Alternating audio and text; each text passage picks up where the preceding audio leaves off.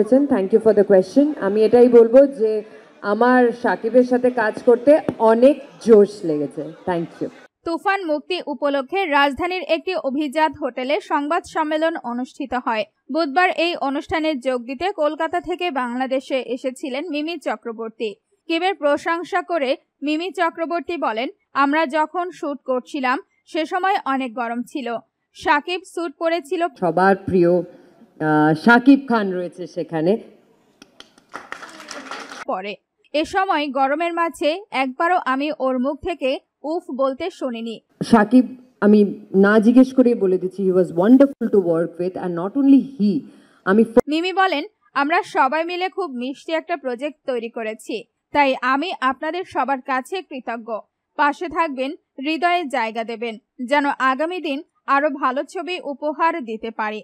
অভিনেত্রী বলেন, একজন ভালো কো স্টারের সঙ্গে কাজ করতে আসলেই ভালো লাগে।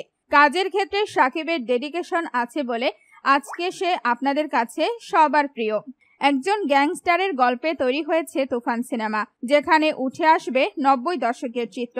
সেই সময়ের এক নামকরা গ্যাংস্টারের কাহিনী নিয়েই এগিয়ে যাবে তুফানের গল্প।